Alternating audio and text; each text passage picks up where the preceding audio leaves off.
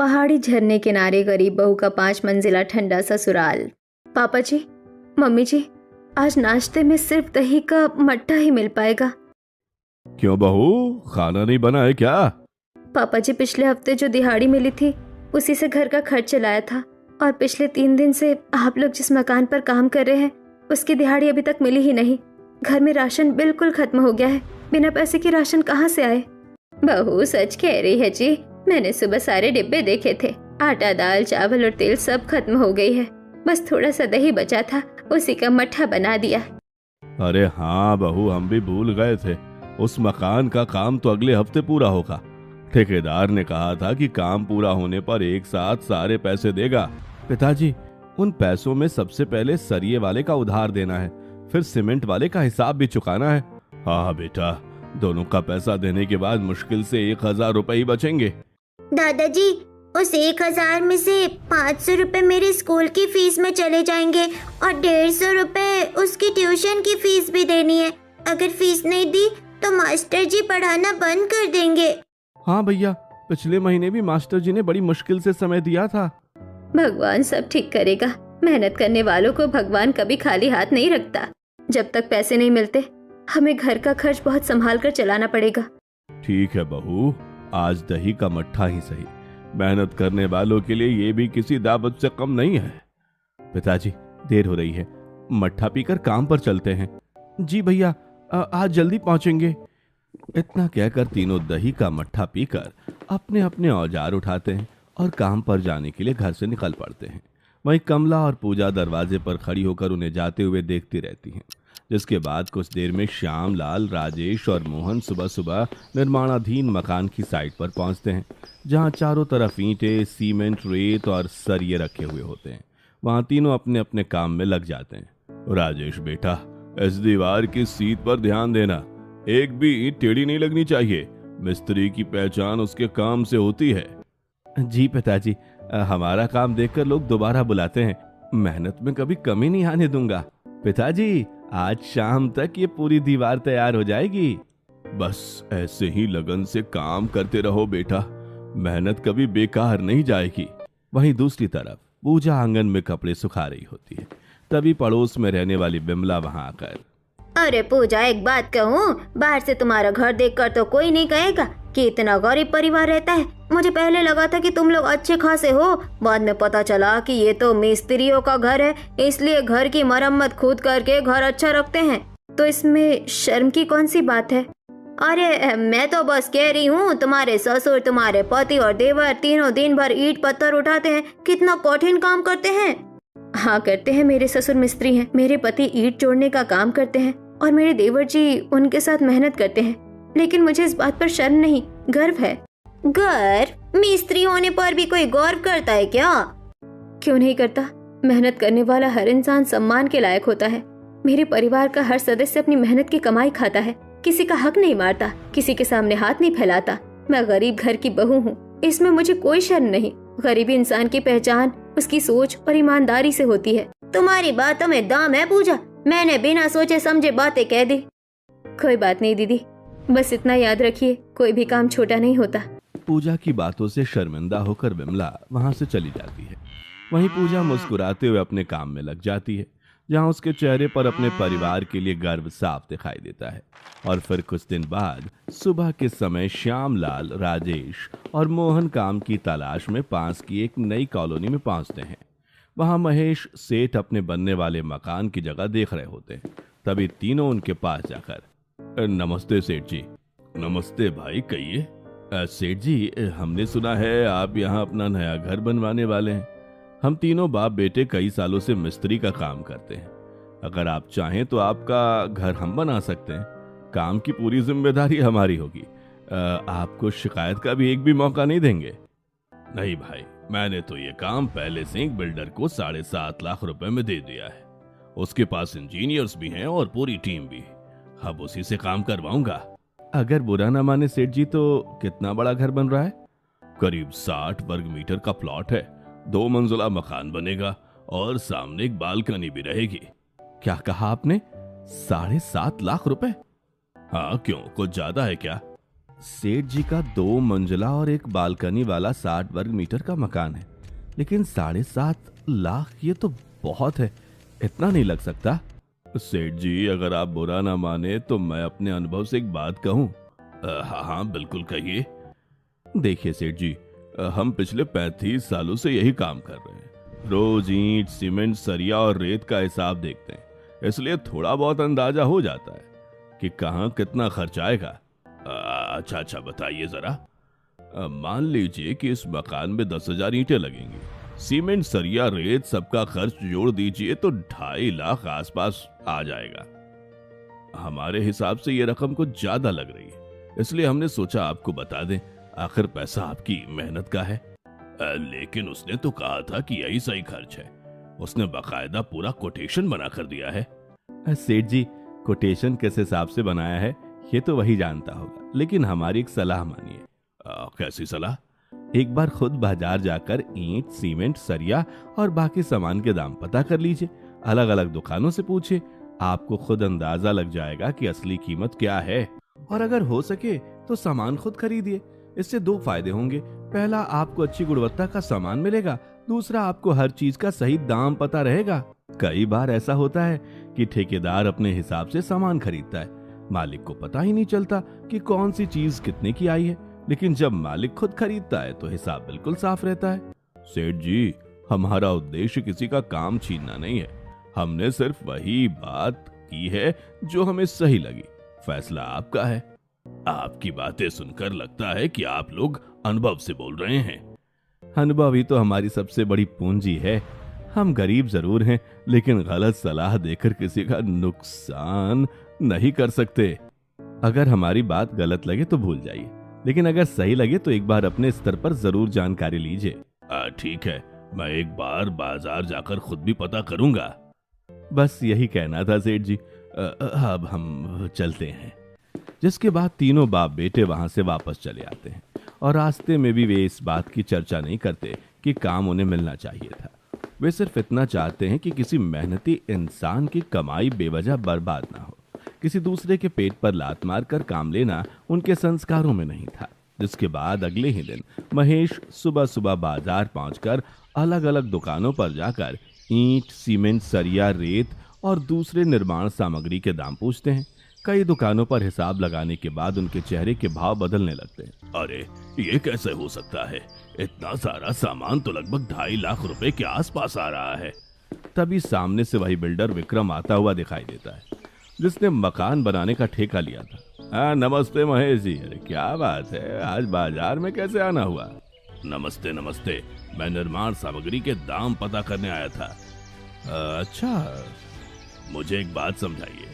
आपने मेरे 60 वर्ग मीटर के 2 मंजिला मकान के लिए 7.5 लाख रुपए का हिसाब दिया था, लेकिन यहाँ बाजार में ईंट, सीमेंट, सरिया, रेत और बाकी सामान का खर्च लगभग 2.5 लाख रुपए के आसपास बैठ रहा है। इतना बड़ा अंतर कैसे? महेश की बात सुनकर बिल्डर विक्रम के चेहरे की मुस्कान धीरे धीरे गायब हो जाती है। अरे ये सब इसे किसने बता दिया? बड़ी मुश्किल से तो इतनी अच्छी पार्टी मिली थी। अगर इसने हिसाब समझ लिया तो पूरा मामला हाथ से निकल जाएगा। महेश जी, आप सिर्फ सामान का खर्च देख रहे हैं। हमें इंजीनियर्स की फीस भी तो देनी है। नक्शा बनता है, साइट देखने का खर्चा होता है, आने जाने का खर्च होता है, बहुत सारी दूसरी चीजें भी जुड़ती हैं। ठीक है, इंजीनियर की फीस होती है, लेकिन इंजीनियर ने किया क्या है? सिर्फ नक्शा ही तो बनाया है। आजकल इंजीनियर बहुत महंगे आते हैं। मान लिया, लेकिन सिर्फ नक्शा बनाने और थोड़ी सी मिट्टी की जांच के लिए 5 लाख रुपए कैसे हो सकते हैं? ये बात मेरी समझ से परे है। नहीं, आप पूरी बात नहीं समझ रहे हैं। मैं पहली बार घर जरूर बनवा रहा हूँ, लेकिन इतना भी अनजान नहीं हो कि कोई भी कुछ भी बोल दे और मैं मान लूं। ये पैसा मेरी सालों की मेहनत का नहीं, मेरे बाप दादाओं की जमीन बेचकर आया है। गांव की पुश्तैनी जमीन बेचकर मैं अपने परिवार के लिए शहर में एक छोटा सा घर बनाना चाहता हूँ। मैं 1-1 रुपए की कीमत जानता हूँ। मैं तुमसे अपना घर नहीं बनवाऊंगा। इतना सुनते ही बिल्डर का चेहरा गुस्से से लाल हो जाता है। अच्छा, मेरे से घर नहीं बनवाओगे? नहीं।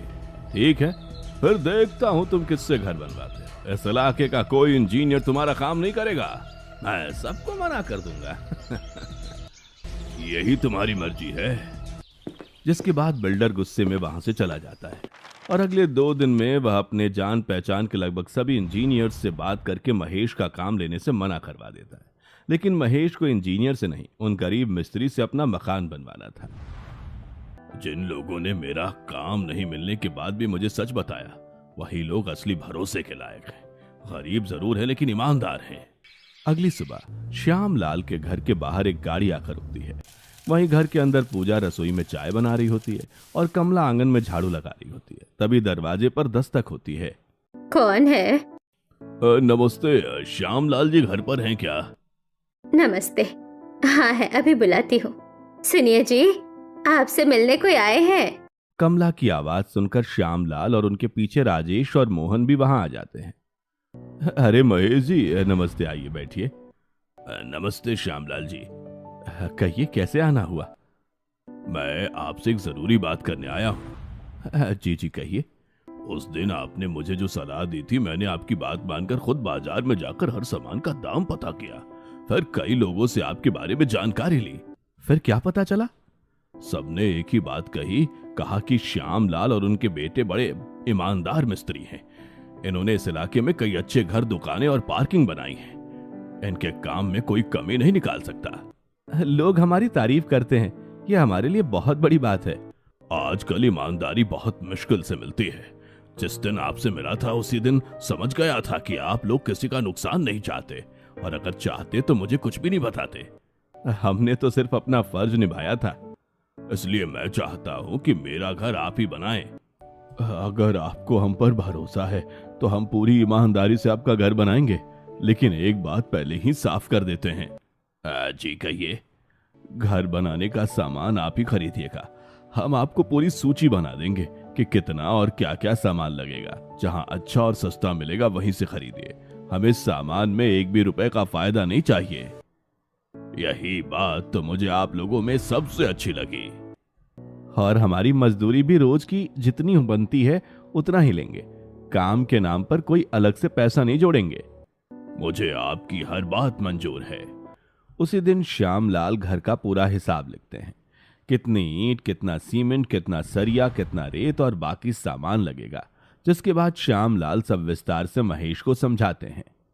ये पूरा हिसाब है, जितना सामान लिखा है उतना ही मंगवाइएगा।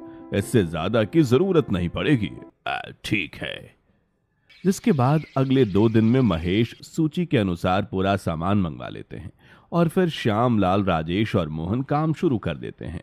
वहीं उनकी बहू पूजा की क्रिएटिविटी अच्छी होती है तो वो मकान के डिजाइन खुद बनाती है। जहां श्यामलाल हर दीवार की सीध खुद देखते हैं, वहीं राजेश ईंट जोड़ता है और मोहन मसाला तैयार करके समय पर पहुंचाता है। तीनों बिना किसी जल्दबाजी के पूरी मेहनत और लगन से काम करते हैं। पिताजी, यह सामने वाली दीवार पूरी तरह सीधी आ रही है। बहुत बढ़िया। याद रखना, मकान सालों तक खड़ा रहता है, इसलिए एक एक ईंट जिम्मेदारी से लगानी चाहिए। ऐसे ही कई दिनों तक तीनों लगातार मेहनत करते हैं और ना कभी समय की चोरी करते हैं, ना कभी सामग्री की बर्बादी होने देते हैं। ऐसे ही धीरे धीरे महेश का घर आकार लेने लगता है। वहीं सीधी लाइनें और साफ सुथरा काम देखकर आसपास के लोग भी उनकी तारीफ करने लगते हैं, जिससे महेश मन ही मन खुश होते हैं कि उन्होंने सही लोगों पर भरोसा किया। वहीं दूसरी तरफ महेश का मकान बनने की खबर बिल्डर विक्रम को मिलती है और तभी वह, मैंने सभी इंजीनियर को मना कर दिया था, फिर भी महेश का मकान कौन बना रहा है, जाकर देखना पड़ेगा।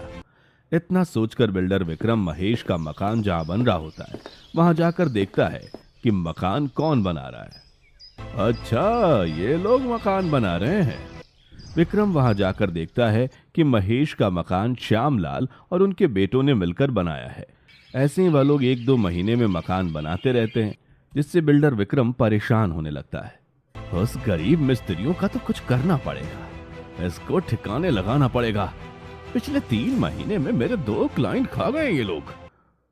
और फिर एक दिन सुबह श्यामलाल के घर एक व्यक्ति आता है। नमस्ते श्यामलाल जी। नमस्ते, आइए बैठिए। मुझे पहाड़ पर अपने माता पिता के लिए मकान बनवाना है। मैंने एक बिल्डर से बात की थी, लेकिन उन्होंने 7 लाख रुपए बताए।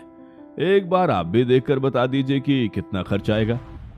अभी ऐसे कुछ बता नहीं सकता भाई साहब, पहले जगह देखनी पड़ेगी, जमीन कैसी है, ढलान कितनी है, सामान पहुंचाने में कितनी परेशानी होगी, ये सब देखने के बाद ही सही हिसाब बता पाएंगे। ठीक है, चलते हैं। वैसे जगह बहुत सुंदर है, आप अपने दोनों बेटों और पूरे परिवार को भी साथ ले जाइए। रविवार को ही चलते हैं, घूमना भी हो जाएगा, हम सब मिलकर वहीं खाना भी खाएंगे। आप आराम से पूरा प्लॉट देख लीजिएगा, पहाड़ी इलाका है, वहां ज्यादा लोगों का आना जाना नहीं होता। मैं अपने माता पिता के लिए शांत जगह पर घर बनवाना चाहता हूँ। अच्छा, बुजुर्ग माता पिता के लिए घर बनवा रहे हैं, बहुत अच्छा सोच रखा है। आपको हम पूरी ईमानदारी से जगह देखकर सही सलाह देंगे। तो फिर रविवार सुबह तैयार रहिएगा, मैं गाड़ी लेकर आ जाऊंगा। ठीक है, आपका इंतजार रहेगा। जिसके बाद रविवार की सुबह पूरा परिवार घूमने की खुशी में जल्दी तैयार हो जाता है। वहीं पूजा घर से खाने का सामान, पानी की बोतलें और एक बड़ी सी चादर रख लेती है। और फिर थोड़ी ही देर में क्लाइंट धनंजय अपनी गाड़ी लेकर उनके घर के बाहर आते हैं और सभी को अपनी गाड़ी में बिठाकर पहाड़ी इलाके की ओर निकल पड़ते हैं। वहीं पहाड़ पर पहुंचते ही सभी चारों तरफ का सुंदर नजारा देखने लगते हैं। वहीं श्यामलाल और उनके दोनों बेटे प्लॉट का निरीक्षण करने लगते हैं। श्यामलाल जी, यहाँ मोबाइल का नेटवर्क नहीं आता, अपना मोबाइल दीजिए, नीचे मेरी पहचान की दुकान है, वहाँ चार्ज भी करवा देता हूँ, तब तक आप लोग आराम से प्लॉट देख लीजिए। ठीक है भाई साहब, ले जाइए। धनंजय उनका इकलौता मोबाइल लेकर नीचे की ओर चला जाता है। वहीं परिवार पहाड़ी पर प्लॉट देखने में लगा रहता है। पिताजी, यहाँ से नजारा तो बहुत अच्छा दिखता है। हाँ, लेकिन जमीन थोड़ी ढलान पर है। तभी अचानक जमीन जोर से हिलने लगती है। भैया, ये क्या हो रहा है? अरे, जमीन हिल रही है। माँ, मुझे डर लग रहा है। सब लोग किसी मजबूत चट्टान को पकड़ लो जल्दी। तभी पहाड़ी से बड़े बड़े पत्थर टूटकर नीचे गिरने लगते हैं। वहीं पूरा परिवार फिसलने लगता है, लेकिन किसी तरह एक बड़ी सी चट्टान का सहारा लेकर अपनी जान बचा लेता है। भगवान का लाख लाख शुक्र है, हम बच गए। ऐसे ही कुछ देर बाद भूकंप रुक जाता है, लेकिन नीचे जाने वाला रास्ता अब बड़े पत्थरों से पूरी तरह बंद हो चुका है। पिताजी, अब नीचे कैसे जाएं? अगर ये पत्थर हटा दे तो रास्ता खुल सकता है। नहीं बेटा, अगर हमने इस बड़े पत्थर को धक्का दिया तो नीचे रहने वाले लोगों की जान भी जा सकती है। सही कह रहे हैं पिताजी, वो आदमी नीचे गया है, उसे तो पता है कि हम यहाँ हैं, वह जरूर किसी को लेकर आएगा, थोड़ा इंतजार करते हैं। जिसके बाद पूरा परिवार घंटों इंतजार करता है, लेकिन कोई नहीं आता। ऐसे ही धीरे धीरे शाम हो जाती है और देखते ही देखते रात घिराती है। अच्छा हुआ हम खाने का सामान साथ ले आए थे। जिसके बाद सब लोग थोड़ा थोड़ा खाना खाकर चादर बिछाकर वहीं लेट जाते हैं। माँ, बहुत ठंड लग रही है। आजा बेटा। इतना कहकर पूजा सोनू को अपनी गोद में लेकर अपने आंचल से ढक देती है। वहीं धीरे धीरे उसकी आंख लग जाती है। जिसके बाद अगली सुबह जब सबकी नींद खुलती है, पिताजी, पूरी रात हो गई लेकिन वो आदमी वापस नहीं आया और हमारा मोबाइल भी वही ले गया। अब समझ में आ रहा है, उसने जानबूझकर मोबाइल लिया था। हाँ, अब लगता है ये सब एक चाल थी। पहले मोबाइल ले गया, फिर हमें यहाँ अकेला छोड़ दिया। लेकिन आखिर उसने हमारे साथ ऐसा क्यों किया? पूरा परिवार एक दूसरे की ओर देखता रहता है। अब उन्हें यकीन हो चुका था कि उन्हें धोखे से इस सुनसान पहाड़ी पर फंसाया गया है। पूरा परिवार चारों तरफ नजर दौड़ाता है तो दूर दूर तक कोई इंसान नहीं दिखाई देता। हम बहुत वीरान जगह पर फंस गए हैं। जब तक कोई रेस्क्यू टीम नहीं आती, हमें यही इंतजार करना पड़ेगा। लेकिन रात को तो यहाँ बहुत ठंड पड़ती है। इसीलिए मेरा एक सुझाव है, क्यों ना हम अपने रहने के लिए एक छोटा सा शेल्टर बना लें। बहू, बात तो तुम्हारी सही है, पर बनाएंगे कैसे? इतना सुनकर पूजा एक लकड़ी उठाती है और सामने पड़े बड़े पत्थर की समतल सतह पर नक्शा बनाना शुरू करती है। देखिए, पहले हम इस बड़े पत्थर को काटकर एक छोटा सा शेल्टर बनाएंगे ताकि रात में ठंड और बारिश से बच सके। और फिर उसके बाद सामने इससे भी बड़े पत्थर में धीरे धीरे घर बनाएंगे। ठीक है बहू, आज से तुम ही इसका पूरा प्लान बताओ, हम सब मिलकर काम करेंगे। चलो फिर, देर किस बात की। जिसके बाद सभी अपने अपने औजार निकालकर बड़े पत्थर को काटने का काम शुरू कर देते हैं। वहीं कई घंटों की मेहनत के बाद एक छोटा सा मजबूत शेल्टर तैयार हो जाता है। अब कम से कम रात तो आराम से कट जाएगी। अब अगला काम शुरू करते हैं। पूजा के कहते ही पूरा परिवार सामने वाले विशाल पत्थर के पास पहुंचता है। हम इस पत्थर के अंदर 5 मंजिला घर बनाएंगे। 5 मंजिला? हाँ, सबसे नीचे वाली मंजिल खाली रहेगी ताकि कोई जंगली जानवर या दूसरा जीव जंतु सीधे हमारे रहने की जगह तक ना पहुंच सके। दूसरी मंजिल सामान रखने के लिए होगी। तीसरी मंजिल पर रसोई होगी। उसके ऊपर की 3 मंजिलों में 3 अलग अलग बेडरूम बनाएंगे ताकि सब लोग आराम से रह सके। बहू, तुम्हारा सोचने का तरीका बहुत अच्छा है। चलो भगवान का नाम लेकर काम शुरू करते हैं। पूरा परिवार एक नई उम्मीद के साथ विशाल पत्थर को काटकर अपना नया आशियाना बनाने में जुट जाता है। श्यामलाल और उनके बेटे हथौड़े और छेनी से धीरे धीरे विशाल चट्टान को तराशते हैं। कभी वो मोटे पत्थरों की दीवारों को काटकर कमरे का आकार देते हैं तो कभी खिड़कियों के लिए चौकोर जगह निकालते हैं। कई दिनों की मेहनत के बाद एक एक करके हर मंजिल का आकार दिखाई देने लगता है। वहीं राजेश और मोहन पास की चट्टानों से मजबूत पत्थर काटकर दरवाजों की चौखट बनाते हैं, जहां श्यामलाल उन्हें सावधानी से दीवार में फिट करते हैं। चौखट बिल्कुल सीधी लगनी चाहिए, तभी दरवाजा ठीक से काम करेगा। जी पिताजी। जिसके बाद पेड़ों के मोटे तने काटकर उन्हें बराबर आकार में तराश कर बेलों की मदद से मजबूत दरवाजे और खिड़कियां तैयार की जाती हैं। लकड़ी अच्छी तरह बांध दो, हवा तेज चलेगी तो भी नहीं हिलेगी। चिंता मत करो भाभी, बेले बहुत मजबूत हैं। ऐसे ही कुछ दिनों बाद पत्थर के भीतर बना 5 मंजिला घर पूरी तरह तैयार हो जाता है। वहीं सभी लोग रोज सूखी लकड़ियां इकट्ठी कर घर के बाहर आग जलाते हैं और सामने वाले तालाब से मछलियां पकड़ते हैं और आसपास मिलने वाले फल और कंदमूल भी इकट्ठा किए जाते हैं। धीरे धीरे उस सुनसान पहाड़ पर उनका जीवन व्यवस्थित होने लगता है और एक दिन सोनू झील के किनारे पानी में खेल रहा होता है। पानी में मत खेलो बेटा, बीमार पड़ जाओगे। अरे बहू, कुछ नहीं होगा मैं उसे तैरना सिखाऊंगा। श्यामलाल सोनू का हाथ पकड़कर उसे धीरे धीरे पानी में उतरना सिखाते हैं। डरना मत, हाथ पैर चलाओ, मैं यही हूँ। दादाजी मैं तैर रहा हूँ। ऐसे ही कठिन परिस्थितियों के बीच भी वे हिम्मत और एकता के सहारे अपना नया जीवन जीने लगते हैं। शाम का समय है। पूजा रसोई में आग पर मछली पका रही है, जहाँ सभी खाने का इंतजार कर रहे थे। भाभी, कब तक मछलियाँ और जंगल के फल खाते रहेंगे? हमें कुछ और भी सोचना पड़ेगा। हाँ, तुम ठीक कह रही हो। तो फिर क्या करें? जब हम यहाँ पहली बार आए थे तब खाने में टमाटर का सलाद भी लाए थे। उसके बीज तो हमने फेंके नहीं थे। कल सुबह उन बीजों को बो देंगे। टमाटर उगेंगे तो हमारे काम आएंगे। सिर्फ टमाटर है क्यों, प्याज, हरी मिर्च और दूसरी सब्जियों के बीज उन्हें भी बो देंगे। बहुत अच्छी बात सोची है बहू, मेहनत करेंगे तो यहाँ भी खेती हो जाएगी। अगले दिन सुबह पूरा परिवार घर के पास की मिट्टी साफ करके टमाटर और दूसरी सब्जियों के बीज बो देते हैं। जिसके बाद शाम को बाहर ठंडी हवाओं के बीच पूजा आग जलाकर खाना बना रही होती है। माँ देखो, यहाँ कितना ठंडा ठंडा मौसम है, बिल्कुल भी पसीना नहीं आ रहा। और हमारे पुराने घर में तो बहुत पसीना आता था। हाँ बेटा, यहाँ की हवा कितनी ठंडी है, सच में बिल्कुल पसीना नहीं आता। कितने दिनों बाद इतनी सुकून वाली ठंडी हवा मिल रही है। सच में यहाँ बैठने का अपना ही मजा है। भगवान ने चाहे हमें कठिन परीक्षा में डाला हो, लेकिन यह प्रकृति बहुत सुंदर दी है। ऐसे ही ठंडी ठंडी हवाओं के बीच पूरा परिवार साथ बैठकर भोजन करता है और पहाड़ के शांत वातावरण का आनंद लेने लगता है। अगली सुबह पूरा परिवार घर के बाहर लगे जड़ी बूटियों के पत्तों से बनी गरम गरम चाय पी रहा होता है। दादी, ये चाय अलग है लेकिन बहुत अच्छी है। बेटा, यहाँ चाय की पत्ती तो नहीं है, ये पहाड़ की जड़ी बूटियों के पत्ते हैं। मुझे इसके बारे में पहले से थोड़ी जानकारी थी। ये शरीर के लिए भी अच्छे होते हैं।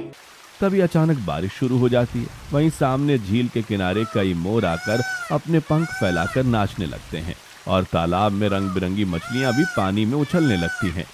वाह, मोर नाच रहे हैं। इतना कहते ही सोनू भी खुशी से बारिश में नाचने लगता है। तभी श्यामलाल मुस्कुराते हुए कमला का हाथ पकड़ लेते हैं। चलो कमला, आज हम भी थोड़ा नाच लें। अरे, इस उम्र में? क्यों नहीं, हमारी शादी गरीबी में हुई थी। मैं तुम्हें कभी घुमाने कहीं ना ले जा सका। हमेशा बस काम और जिम्मेदारियां ही निभाते रहे। वो भी क्या दिन थे। लेकिन आज हमारी बहू की समझदारी की वजह से इस ठंडी जगह पर इतना सुंदर 5 मंजिला घर बन गया। आज पहली बार बिना किसी चिंता के इस मौसम का आनंद ले रहे हैं। ठंडी बारिश, नाचते हुए मोर, तालाब में तैरती रंग बिरंगी मछलियां और पूरे परिवार की हंसी से पहाड़ का वातावरण और भी सुंदर हो जाता है। वहीं सभी मिलकर उस पल का आनंद लेने लगते हैं। और फिर एक दिन सोनू झरने के पास खेलते हुए अचानक पैर फिसलकर पानी में गिर जाता है। सोनू, बेटा। बिना देर किए पूजा और राजेश दोनों झरने में कूद जाते हैं। संभल कर। वहीं सोनू पानी में आराम से तैरने लगता है। माँ, मैं ठीक हूँ। दादाजी ने मुझे तैरना सिखाया है। भगवान का शुक्र है। जिसके बाद तीनों सुरक्षित किनारे पर आ जाते हैं। 1 मिनट, हमें तो तैरकर नीचे जाने में कोई परेशानी नहीं हुई। सही कह रहे हो भैया, हम बेकार में इतने दिन यहीं फंसे रहे। इस झरने के सहारे तो नीचे जाने का रास्ता बनाया जा सकता है। बेटा, ये तो बहुत अच्छा विचार है, चलो काम शुरू करते हैं। जिसके बाद श्यामलाल, राजेश और मोहन जंगल से 2 बड़े बड़े पेड़ों के तने लाकर उन्हें झरने के किनारे ऊपर से नीचे तक मजबूती से जमा देते हैं और फिर दोनों तनों के बीच छोटी छोटी लकड़ियां बांधकर सीढ़ी जैसा रास्ता तैयार कर दिया जाता है। जहां पानी बहता है वहीं चिकने तनों को ऐसे लगाया जाता है कि फिसलकर आसानी से नीचे पहुंचा जा सके। ऐसे ही झरनों के सहारे ऊपर नीचे आना जाना आसान हो जाता है। अब तो गांव तक पहुंचने में ज्यादा समय भी नहीं लगेगा। राजेश नीचे उतरकर झरना पार करता है और पास के गांव पहुंच जाता है। वहां से आटा, चावल, दाल, दूध और दूसरी जरूरत की सामान लेकर वापस आता है। अब रोज मछली खाने की जरूरत नहीं पड़ेगी और हमारी उगाई हुई सब्जियां भी तैयार होने लगी है। धीरे धीरे उनका जीवन पहले से भी आसान हो जाता है। जरूरत का सामान गांव से आने लगता है और घर के पास बाड़ी से ताजी मछलियां भी मिलने लगती हैं। एक शाम पूरा परिवार 5वीं मंजिल की बालकनी पर बैठा होता है। चलो आज लूडो खेलते हैं। हाँ, आज सब साथ में खेलेंगे। पहले तो इतना समय ही कहाँ मिलता था। सही कहा, पहले दिन रात मेहनत करते थे, फिर भी समय और सुकून दोनों कम थे। अब हमारी जरूरतें भी कम है और जितना चाहिए उतना खाना पीना भी आराम से मिल जाता है। पूरा परिवार हंसते मुस्कुराते बालकनी में बैठकर लूडो खेलने लगता है। ऐसे ही पहाड़ों की ठंडी हवा के बीच उनका नया जीवन खुशियों से भर जाता है। और फिर एक दिन पूजा झील के किनारे कपड़े धो रही होती है, तभी रंग बिरंगी मछलियां पानी में उछलने लगती हैं। ये मछलियां क्या खाती होंगी? इतना सोचकर पूजा घर से रोटी लाकर उसके छोटे छोटे टुकड़े करके तालाब में डालने लगती है। वही मछलियां खुशी से उन्हें खाती हैं। ऐसे ही धीरे धीरे यह रोज का नियम बन जाता है। पूजा रोज मछलियों को रोटी खिलाती है, जिसके बाद कुछ ही दिनों में मछलियां उसे पहचानने लगती हैं। इस तरह चिड़िया, मोर और खरगोश भी उसके पास आने लगते हैं और उससे घुल मिल जाते हैं। और फिर कुछ दिन बाद सोनू का जन्मदिन आता है। पूजा घर में छोटी सी पार्टी रखने का फैसला करती है। आज सोनू का जन्मदिन यही मनाएंगे और मैं खीर पूरी बनाऊंगी। जिसके बाद पूरा परिवार मिलकर सोनू के जन्मदिन की तैयारी करता है। थोड़ी देर में चिड़िया, मोर, खरगोश और झील की मछलियां भी आसपास दिखाई देने लगती हैं। देखो, हमारे बेटे की पार्टी में मेहमान बनकर पक्षी आए हैं, खरगोश आए हैं और ये ठंडी ठंडी हवा भी हमारे साथ है। शहर में पार्टी करो तो लोग पसीने से परेशान हो जाते हैं। माँ, मुझे मिलने तितलियाँ, चिड़िया और मोर और खरगोश आए हैं। मुझे तो लगता है मैं मोगली हूँ। सब लोग हंसने लगते हैं। ठंडी हवा, पहाड़ों का सुंदर वातावरण और प्रकृति के बीच सोनू का जन्मदिन यादगार बन जाता है। और फिर एक दिन पूजा बाजार में अपनी बनाई हुई घर की डिजाइन की स्केच एक दुकानदार को दिखा रही होती है। तभी सामने से वही बिल्डर विक्रम गुजरता है और पूजा को देखते ही चौंक जाता है। अरे, ये कैसे हो सकता है? ये लोग तो पहाड़ पर फंस गए थे। इतना देखकर वह तुरंत उस आदमी के पास जाता है जिसने उन्हें पहाड़ पर फंसाया था। तूने इन्हें फंसाया नहीं था क्या? मेरे पैसे वापस करो। मैंने तो अपना काम कर दिया था, उनका मोबाइल भी आज तक मेरे पास है। बिल्डर विक्रम को यकीन नहीं होता तो वो खुद पहाड़ पर जाकर देखने का फैसला करता है। जहां पहुंचते उसकी आंखें खुली की खुली रह जाती हैं। विशाल चट्टान को काट कर बनाया गया मजबूत 5 मंजिला घर सामने खड़ा होता है। कमाल है, इन्होंने तो पहाड़ काट कर महल बना दिया। सच में ये बहुत बड़े मिस्त्री हैं। आज अच्छा मौका है, इन्हें यहीं खत्म कर देता हूँ। अगले दिन वह शहद की एक टोकरी लाकर घर के पास रख देता है ताकि भालू शहद की खुशबू से आ जाए और परिवार पर हमला कर दे। जिसके बाद रात में एक बड़ा भालू आता है। वह सोए हुए परिवार को देखता है लेकिन किसी को नुकसान नहीं पहुंचाता और आराम से शहद खाकर जंगल में लौट जाता है। वहीं दूसरे दिन भी भालू आता है। इस बार पूजा उसे देखकर थोड़ा शहद एक कटोरे में रख देती है। भालू शांत होकर शहद खाकर बिना किसी नुकसान के वापस चला जाता है। भालू से काम नहीं बना, अब पैंथर ही इन्हें खत्म करेगा। वह मांस के टुकड़े बिखेर कर एक पैंथर को घर की ओर ले आता है। वही अपने घर के सामने पैंथर को देखकर पूरा परिवार घबरा जाता है। मेरे बेटे को मत मारना। पूजा की आवाज सुनते ही पैंथर अचानक रुककर जोर से दहाड़ता है, लेकिन हमला करने की बजाय वहीं बैठ जाता है। ये क्या, इतना खूंखार पैंथर इसकी बात कैसे मान गया? बिल्डर गुस्से में आगे बढ़ता है, तभी पैंथर उसी पर झपट पड़ता है। रुक जाओ। पूजा की आवाज सुनकर पैंथर तुरंत रुक जाता है और शांत होकर बैठ जाता है। ये तुम्हारी बात क्यों मान रहा है? तुमने इस पर क्या जादू किया है? जुबान संभाल कर बात करो। पहले ये बताओ तुम यहाँ क्यों आए हो? मैंने ही तुम लोगों को पहाड़ पर फंसाया था। मुझे डर था कि तुम लोग मेरे सारे ग्राहक छीन लोगे। ग्राहक मेहनत और ईमानदारी से मिलते हैं, धोखे से नहीं।